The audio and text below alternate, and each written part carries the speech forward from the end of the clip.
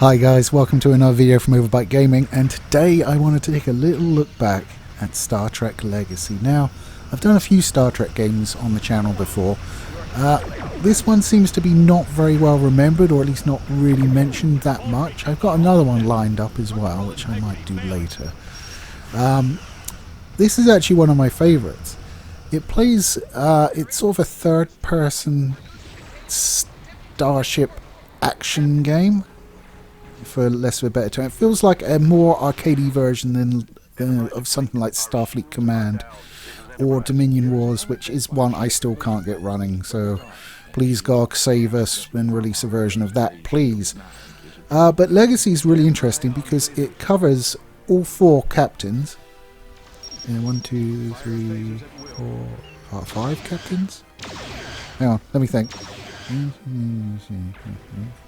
Yeah, 5 captains, sorry. 5. Good God. Who'd I forget? Probably Janeway. Deserves it. Anyway, so it's got an overarching storyline that goes right the way from Enterprise all the way through to, well, the end point of Star Trek as far as I'm concerned, being Voyager and DS9. And all the captains return to reprise their roles. We have Scott Bakula and William Shatner and Patrick Stewart, who has lost his marbles recently, but he was good back then. He was good back then. Obviously, Kate Mulgrew and Avery Brooks. There you go, got them all. And it's got a really interesting story. And the gameplay is, on one hand, I love it, and on the other hand, it's a bit jank. You basically lock on with space, but in order to lock on, you can't be pressing any other keys. I think this is a problem on the PC port. It was originally released on PC and Xbox 360, and it was ported to the PC. So they've ported the Xbox controls to the keyboard and mouse, which I think there's something about having more than one input that screws it up. So as long as you sort of bear that in mind, you can go in. The footage we're seeing is actually a modded game. It's modded using the Ultimate Universe mod, version 2.2, which not only improves the visuals a bit, and unfortunately doesn't really do anything with the controls, but it also adds a ton of ships to the game and some historical stuff as well, which is really super nice. What I do want to say before we go any further is, if you sat there looking at the screenshots and going, oh wow, that looks a bit good, I might want to try that, but you know, it's a bit jank. Why would I sort of search it up on eBay like certain people did, like me back in the day? Well, here's the thing, it's abandonware now officially. You can find it on abandonware websites, and also the mod is free to download, so you can play it for free, rather than spend however much ungodly amount I spent on the PC boxed version, which I have in front of me and is staring at me like a big sucking hole of money. But I'll put links to both of the resources down in the description box below. So if you like Star Trek and you want a bit of a fun action game, then, you know, chance your arm. Got nothing to lose, have you? Except, you know, bandwidth, if you pay for it by like meg or something. I think the game is about 4 gig, and you've got to download 2 halves of the patch. And I think it's about 3.5 gig total, and then there's an update to get it from 2.0 to 2.2. Now, I will forewarn you, if you are using the mod, you will have to disable tutorials. So if you haven't played it before, install it, play the vanilla game until you get your head around the controls, and do the tutorials, and then upgrade it and apply the mod, because the mod actually breaks the game in the first campaign mission. If the tutorials are on, you basically just get stuck in a loop of Scott Bakula telling you to transfer energy to the engines, and even if you've done it, it won't let you progress past that.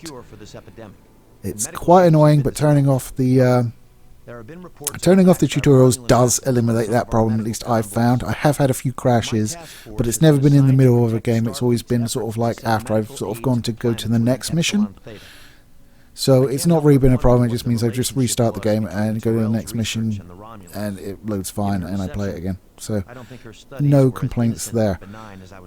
Some of the big stuff that the patch does introduce is the historical missions. There's a whole bunch of them, ranging from like climactic battles in the DS9 Dominion War to Kirk's duel with Khan in the Mutara Nebula. That's pretty fucking cool. I think I captured some of that. We'll make sure you see some of that. Although it's just me kicking the shit out of a less powerful starship because I didn't wait for him to fire first, Kirk. I'm not stupid. I had his ass. Wolf 359's on there as well, so you have that battle. Although I haven't tried that one, but I do wonder how it works, because Borg cubes aren't the all-conquering behemoths that they were presented when originally introduced in Next Gen. So, well, mind you, they aren't in Star Trek anyway now. So they were constantly nerfed because they were just too good. They, like, beating them, you'd have to think outside the box, and no Star Trek writer nowadays can do that. Yes, I'm not a fan of New Trek. Sue me. Haven't seen Strange New Worlds. Apparently that's a bit better, but no, they kind of lost me. I watched the first 2 seasons of Discovery and first season of Picard, and they were bad. I was just like, yep, I'm done with that. I'm just going to go on Netflix and rewatch Next Gen, Enterprise, Voyager, original series, DS9. You know, the good ones. And yes, Enterprise is good. You just have to like sit through like a season and a half of not so good. Once the Xindi arc kicks off, it's like, yes, this is the show I wanted. And the Mirror Universe double episode is fantastic. Worth watching for any Trek fan. And I've gone completely off of what I was talking about. So, Star Trek Legacy, we'll drag it back to that. You can have like a fleet of up to 4 ships in the campaign. I think you can have more in the Skirmish Mode, which has been enhanced again by the mod. And the way you get ships is by completing objectives and sub-objectives in the campaign missions. It gives you points, and then you can use points to buy ships or replace ships with better ships. I mean, you could buy like 3 little piddly ones that get destroyed almost instantly. No problem, but you're probably better off having just a couple of ships that can actually like last within 4 seconds of a fight. Because don't forget, nearly all the ships in the Enterprise era don't have shields. So, yay! I think there's like the latest ship you can get in it. I think that has shields, but it's the only one. Like the Enterprise itself doesn't have shields, obviously. But it is set after, I think it's after this, not after the series ends, because obviously they did the whole, these were the Voyages, which was one of the worst endings of a Trek show ever, but there we go. So it's like after sort of like they wrapped up basically, and they've been upgraded with tractor beams, so they aren't using the grapplers. So it's around that area. The mod gives you access to an awful lot of ships to use in the campaign as well, like different variants, like the Columbia variant of the NX-01, which is pretty fucking sweet. I gotta say, it gets its flack, but I did enjoy Enterprise. It had a nice progression. I liked how I could look at it and be like, well, that's Starfleet, but it's like getting there Starfleet. I could see sort of where it came from and where it was going. It was like more militaristic. And yes, Starfleet are a military organization. Don't shit with me. So what do you do? So in the Enterprise era, you're helping out a Vulcan scientist who's been under attack by Romulans, and then you're defending planets that are getting Romulan ships putting plagues on them, and you're having to protect medical ships as they cure the planets. And it's actually really good fun. Obviously, all of the enemy ships have shields, because of course they fucking do. And phasers are a lot more effective on the shields, although they are still pretty effective against hull plating, but torpedoes are where it's at for the hulls.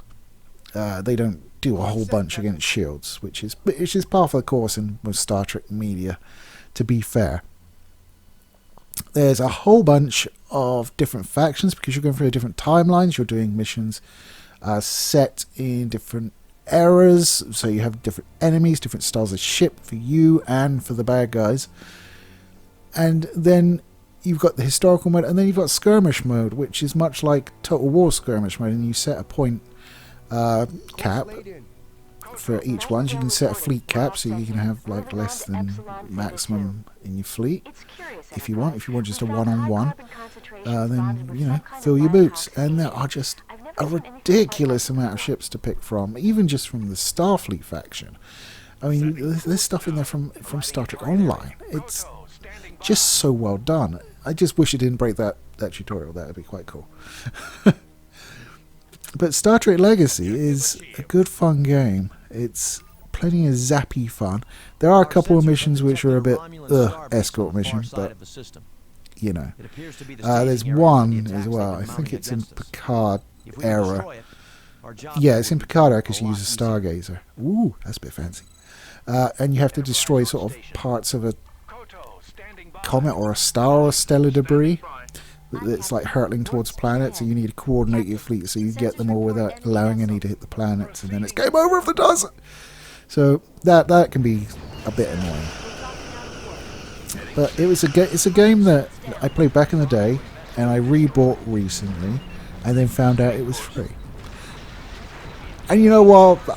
I'm not that pissed off about it because I have a DVD box for my shelf now, which for some reason it has a Ubisoft logo on it, which is a bit weird because it was distributed by Bethesda. Yeah, so I'm not really sure how Ubisoft factored in. Maybe they did distribution in my country, I don't know. But it was developed by Mad Dog Software, who, interestingly, is now one of the Rockstar studios. So there you go. I think it's New England, maybe. It's a bit weird how it goes from one to the other. When it released, it didn't get great reviews, to be honest. And I wouldn't put it above something like Bridge Commander, which I still think is one of the best Star Trek games ever made, and probably will ever be made. But I do have a number of Star Trek games that I haven't really reviewed or taken an in-depth look at, so look out for that. I mean, I've got stuff like A Final Unity, Harbinger, The Fallen, Encounters, stuff like that. So, yeah. You might be seeing some more Star Trek out of me. Hopefully you like it, because I sure as hell do. Anyway, guys, let me know down below if you try it and you get a kick out of it, because I sure do. Anyway, guys, take it easy. I'll catch you next time.